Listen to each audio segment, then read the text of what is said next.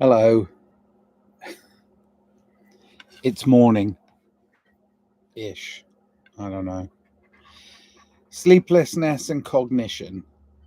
I can talk on this quite freely today because I didn't sleep last night. I don't know. I mean, sometimes it's the monkey mind. It's the the chatter. Other times it's like questioning of self. Just what am I doing? Why am I here? The deep stuff. Deep. But is it deep? Is it really deep? Contemplating yourself, cognition. I mean, you can put yourself in hospital. Just rage. Okay, Thursday, February 20th, 2025, 4:36 a.m. I did go to bed early last night. I had a very busy day yesterday. And I say busy. I mean, how do you what does busy mean? It's different for every person, right? I could busily just sit here all day being busy in my mind. But no, I did some running around and helping somebody yesterday, and I say helping somebody. I was doing things that weren't pertaining to my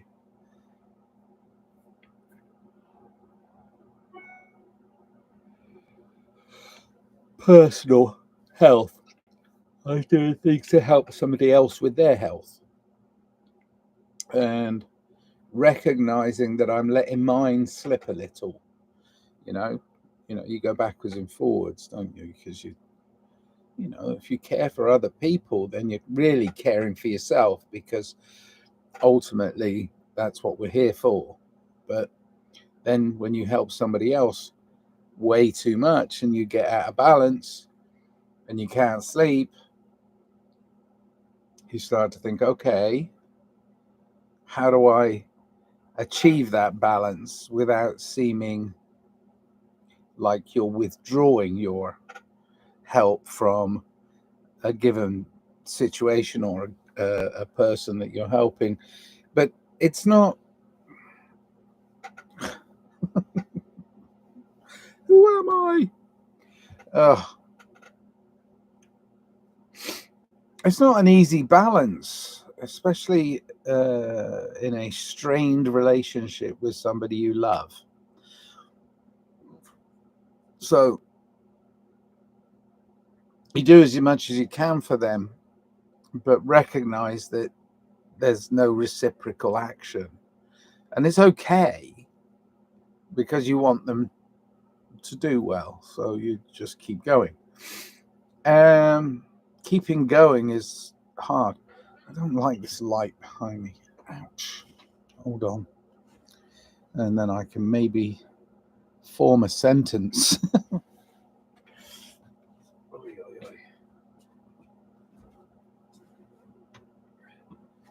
think that might be better. Maybe. Oh, yeah, that's much better. I was looking at it and it was shining in my eyes, so I don't know what you're seeing out there. This, I suppose. See, I'm already down on myself. Lack of sleep brings irrational thought. I'm normally a very measured thinker, measured in being. I'm quite disciplined in my thoughts, even though I go all over the place. I know when it's beyond my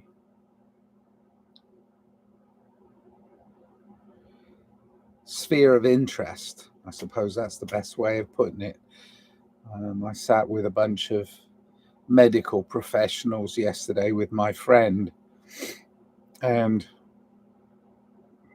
the technicalities of the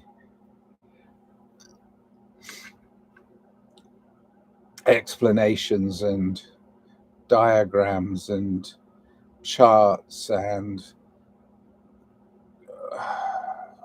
MRI and this and that. It became like, okay, this is not this is not within my real sphere of interest. I just wanted to I wanted to connect with the people that were talking about the thing they're talking about. It's like I don't really need to know the internal workings of the combustion engine in order to drive a car. I know some things so as I can, avoid accidents, but overall, I mean, do I really need to understand everybody else's point of view or everybody else's personal interests, larger interests?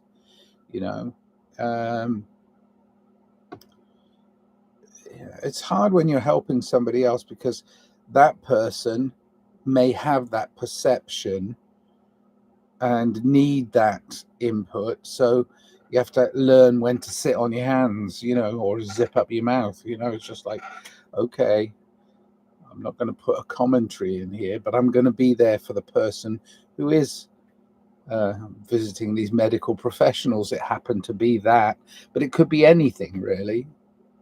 Could be any subject that's not within my sphere of major interest. Of course, I'm minorly interested in everything, but majorly, no, not really. Oh, hello, got a guest. Oh, jokes. Listerine helps. Disciplined your mind to the point that sometimes I think AI is catching up. I like to liken explanations to building a fire, top down or bottom up. Yeah. I mean, the thing is, it's this organization of your thoughts, and it's sometimes when you're tired, because I am very, very tired, sleepless night. So my cognition is still the same. I'm still cognitive, but my sorting, my discipline of thought is I'm all over the place because my emotions are taking over from my mental balance. My emotional balance is offset by lack of sleep. So again, it's those four things: mental, emotional, and physical being out of whack, and spiritual too. But when one that normally I'm more inclined towards the mental, and when that one starts to falter, the others go, "Ooh, what's he doing?" Wood and fire sources are needed. We agree. Let's have the fire and talk about the commonalities. Yeah, I mean, let's sit around a fire and chat about it, because if we light that fire within ourselves, that's what I consider to be good stress.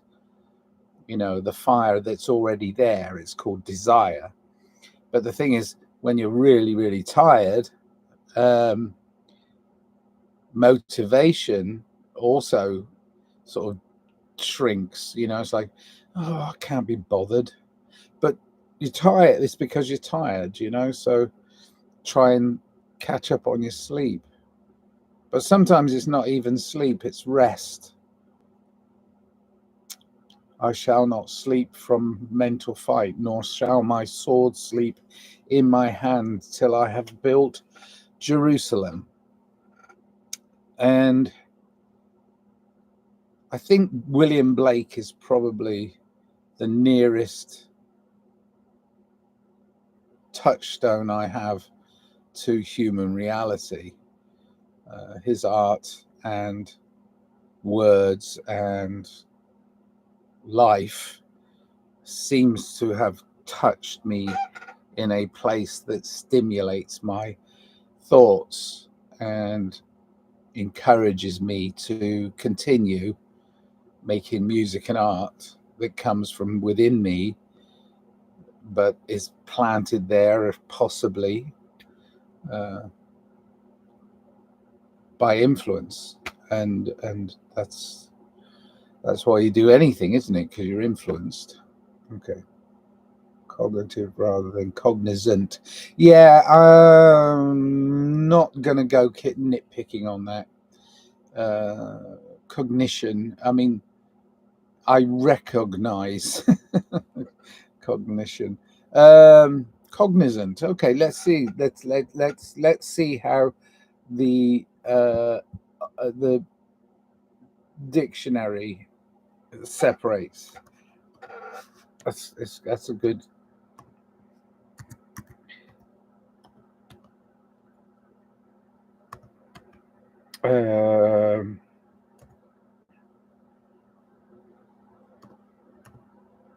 It's probably the same thing. It's got. I mean, there's always similarities. I mean, language is weird.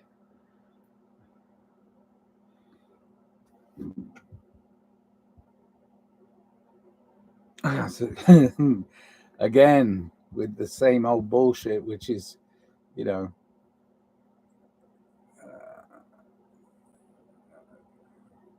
yeah. Seeing it and you spelt it. Let me see if I can find out. Cognitive abilities can develop and change over time due to factors like education, health, and aging, affecting how a person thinks and understands the world. In contrast, being cognizant is more. You must be American because Sir Real Nil Mill, because cognizant with a Z, or what we call, where I was born and raised, a Z, is is different. It's the same thing, but it's the spelling of. But yeah, there is a difference between cognitive rather than cognizant. Developing your cognitive. See, this is why when gosh, where science and psychotherapy, where it's kind of got this gray area, because it whenever you pair words, you know, like when you say the word, you know, say one word and it suggests another word for you, that's you being cognitive, but it's like that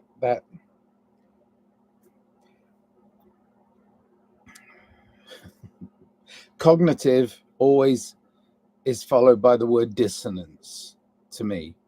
Cognitive dissonance, which is the general idea that this is unrecognizable, this is out of whack. Out of whack's a good one. Oh, hello, comrade. Good morning. Situational, varying depending on context and specific information one is exposed to provide source definition.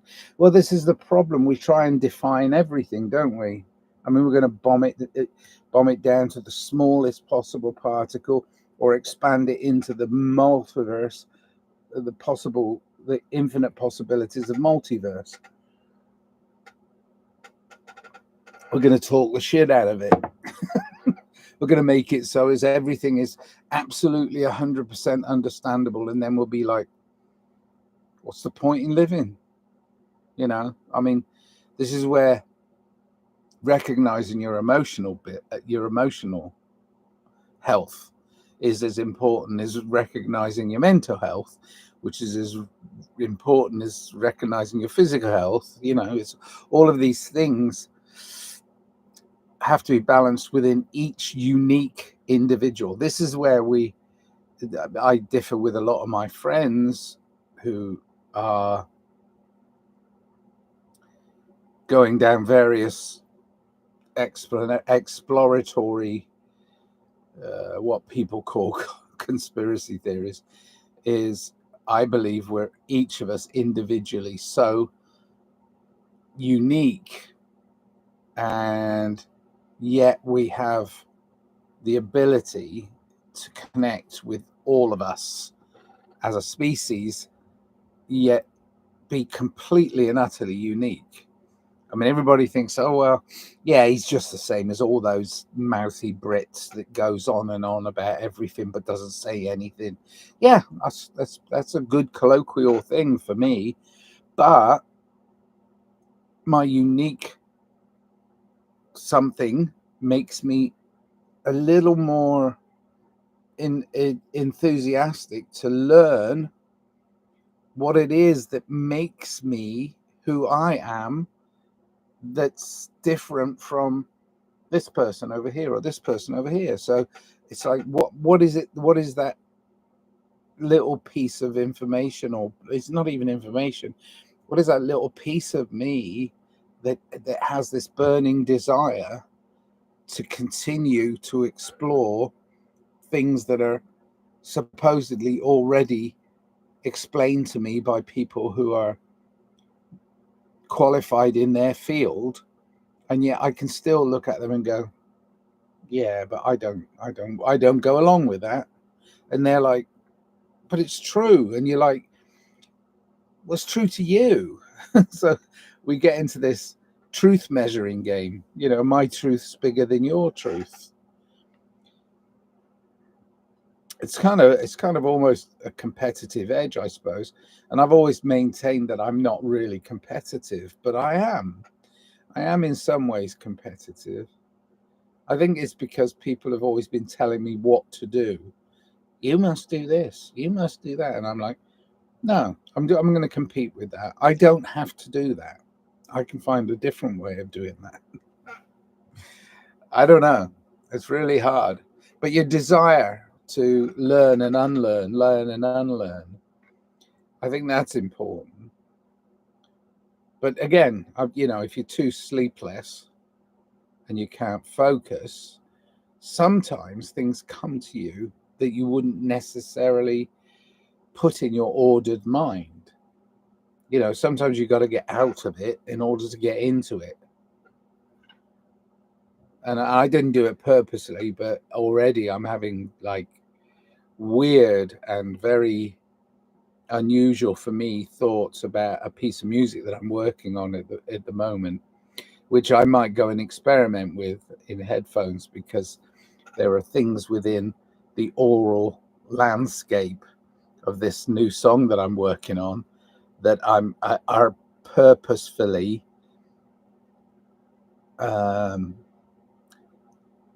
challenging for your aural acceptance in music.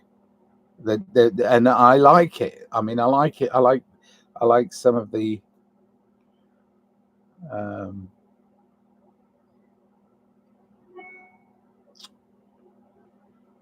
the discord of this voice with this voice, even though they're playing at the same time, and this one's the more dominant voice. There's a discord underneath it. So I'm playing with the aural landscape of this song that I'm working on, which is really just, another ditty that came to me. It's just keep doing music because I feel like it's a universal language. I do put words on it because that's what I get. I get downloads of words. So when I'm open to, and I can't choose, but it's like when I'm open to suggestive words, sometimes I automatically write, and that becomes part of a lyric anyway. Yeah, I'm going to play with the musical resonance of this new song. Cognizance is competent. Seems cognizant is competent. Yeah, images and art for sure.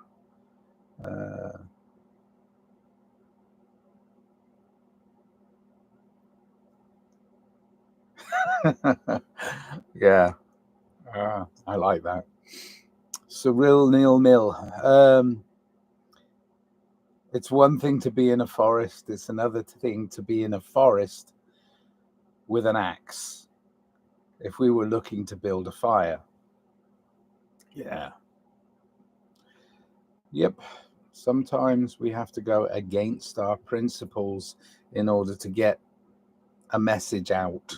And sometimes lighting a fire is a beacon to other people and is entirely necessary. And even though it might be dangerous, yeah, there are cognitive sciences, Conrad. I like cognitive too. I do. I really do. I mean, the psychotherapists that are often at work in places, major cities where people are having meltdowns and they go see their therapist every week. Some of them are charlatans, I believe, but some of them are actually continuing the work of other great, their mentors. Their learning has taken them into areas of cognitive therapy, and I think that's important. I do think that when somebody is having problems dealing with their own psychopathy, their idea of what the world is and how it works, and then having trouble integrating with other humans, and boy oh boy is that a big subject.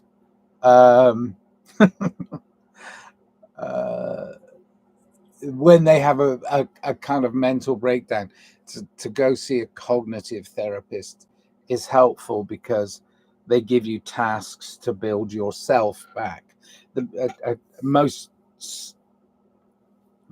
psychotherapy is giving you the tools. So a good psychotherapist will give you the tools to rebuild your cognition, which is what we need in order to interact, really. I mean, we need to be cognitive. We also need to be kind. That's the thing that I think is more than anything missing from interactions, is kindness. And I think that's just me being a big softy. Well, that's okay. I don't mind being a big softy. It's all right. So much better than this warlike quality that is an automatic trigger to men, especially the more testosterone driven men that I come across on a daily basis. I mean, so there's a balance, we have to get this balance right.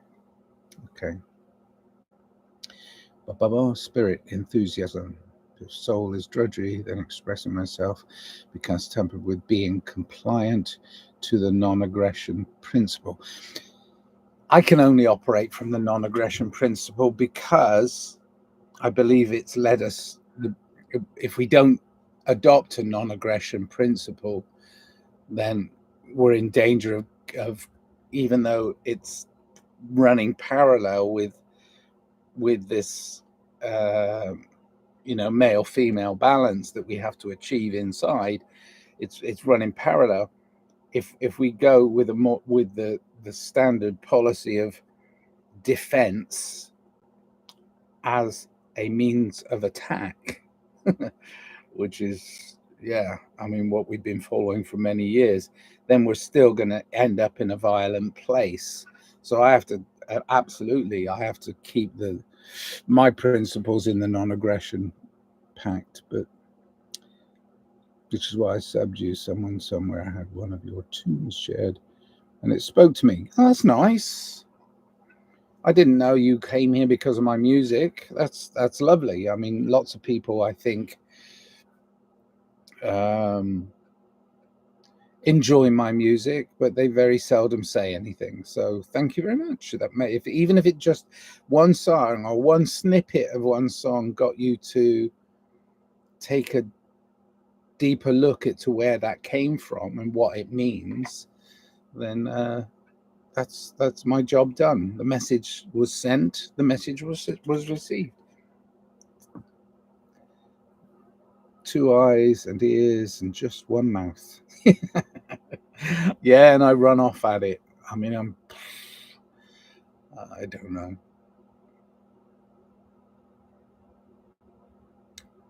I'm an overthinker. I do overthink situational things. You know, our daily life is a series of events, and those events are within our control up to a point. But I do overthink the reaction to an event before I've even got to it sometimes, which is very stupid. Yeah. Oh, God. Controlling the output is the struggle. I agree. I mean, it's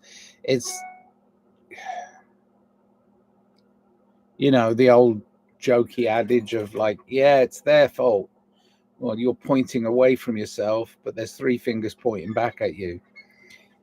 The we do we do have to recognize the output is an influence, even if the output may seem to you individually as unimportant, or, oh, I'm just chatting to a screen.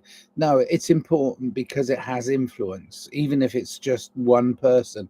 I mean, there's 3 of us in this room right now, and all 3 of us in this room are, you know, having a conversation. So you are influencing me, Cyril Nil Nil, and Conrad Rusa.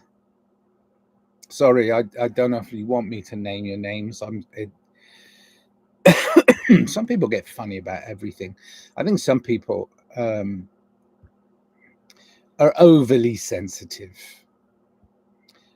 I don't know.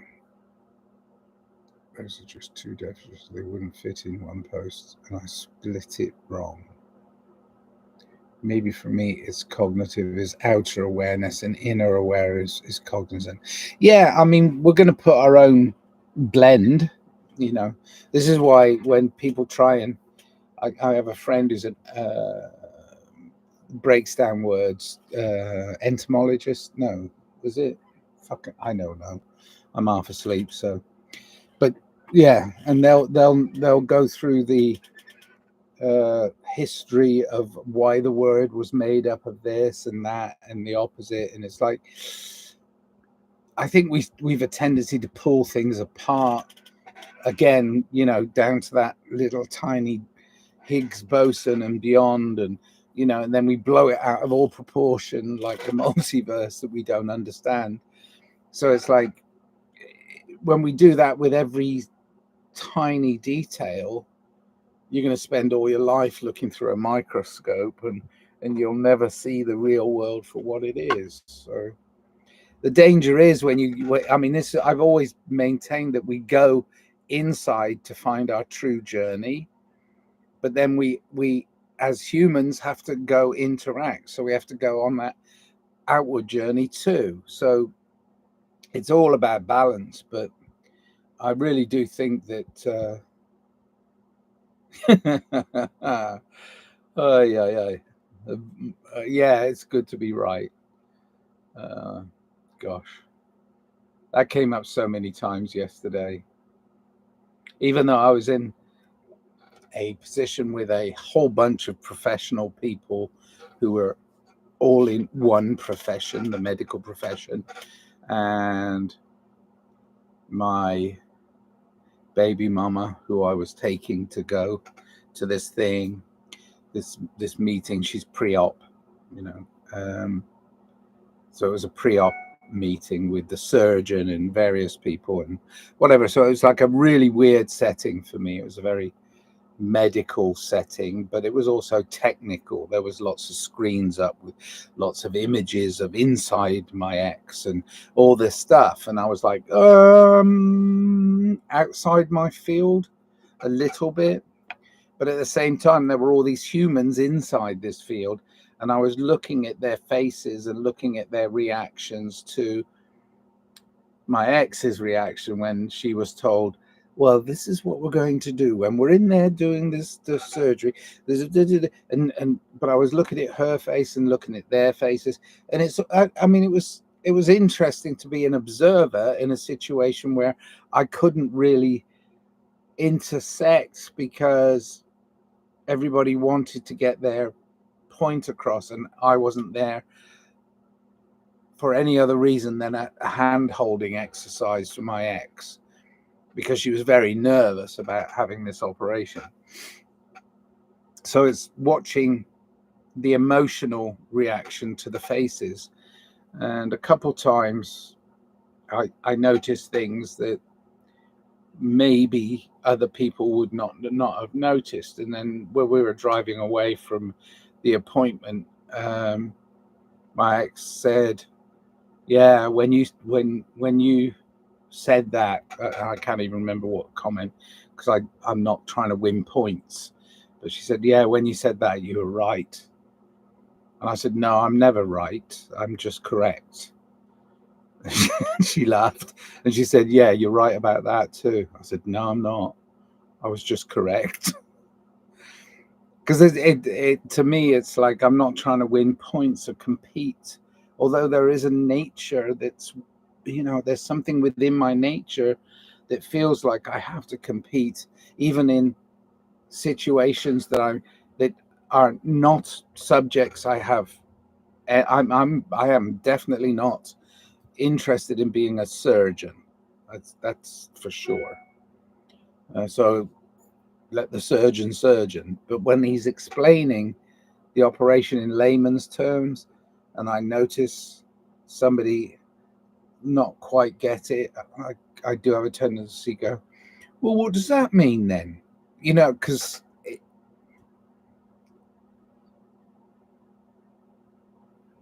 yeah, anyway, such is life. Wow, waffling on 32, 20, yeah, 30 minutes in. Okay. Surreal Nil, thank you for joining me. That is so good. Right. Best left unspoken, not unsaid. Yeah, but how you say it might be with spray paint on the side of the wall that that they will drive past. That is, oh my gosh, seeding. Yeah. I mean, I do.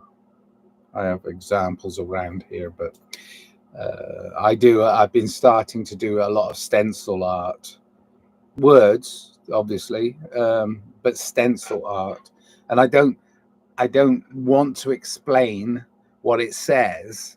I just want it to sit there and have people recognize it. That's all.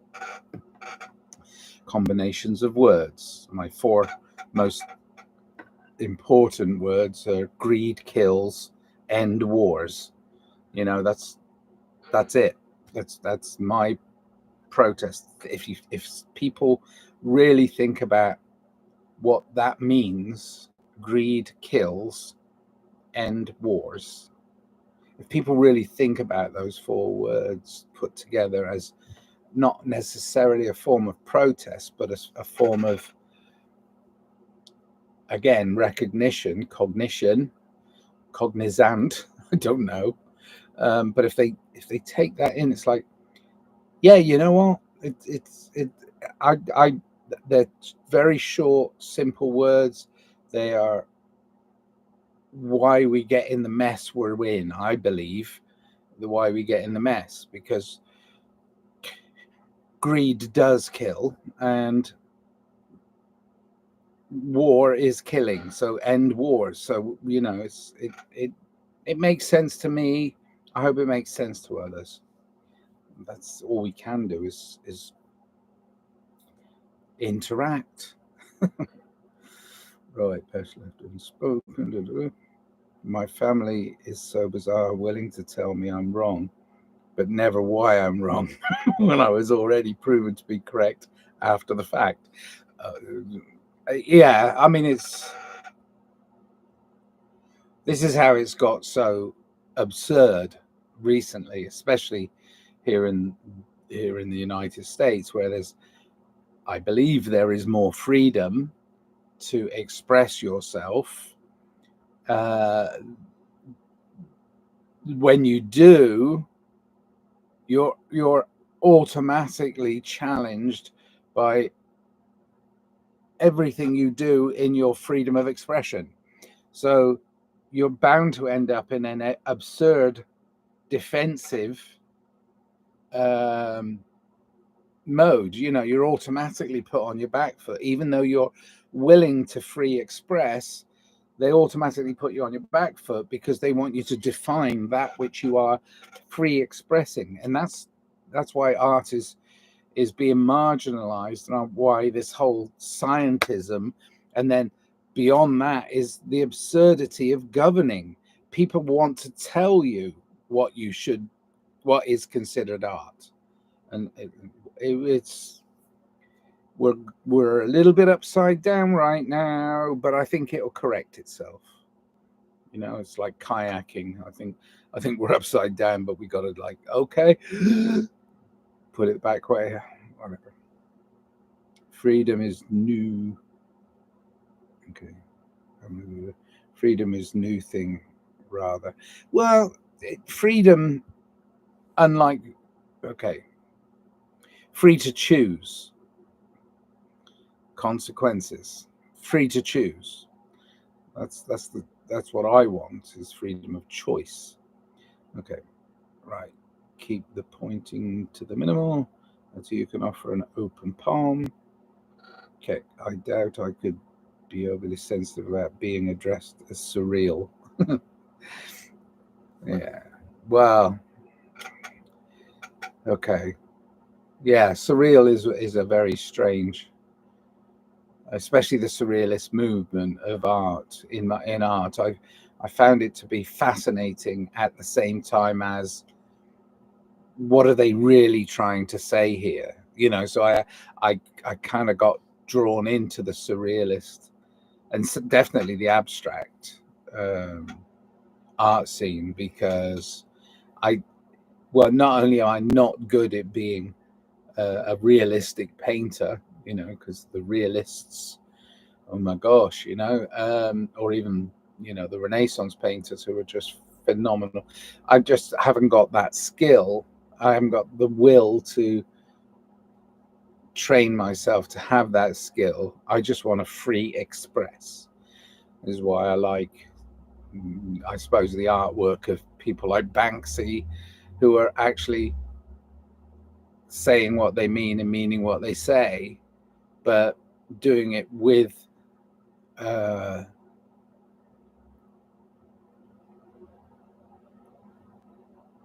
requirement for change. You have to change your perception. The requirement of change is how you perceive things, and how that perspective that you have on what is and what should be nothing should be, but on what is I mean, that freedom. Okay. Oh, the CERN of entomology. Yeah. Anyway, that'll do, because I've been going on for more than I normally do. But I think that's because it's so early in the morning and I'm so half asleep. And it's also because I was joined by the brilliant and the amazing Cyril Nil-Mill and Conrad Rusa. And without their questions, I'd have probably mumbled myself into sleep. So thank you. Thank you. All right.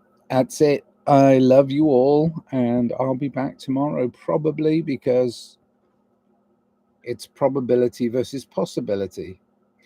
Thank you too. Yeah. Cheers. Cheers, Cyril Nil-Mill. Cheers for Comrade. Good for you. Keep going. One foot in front of the other. Love, love, love, love, live, love, life. Cheers then. Bye.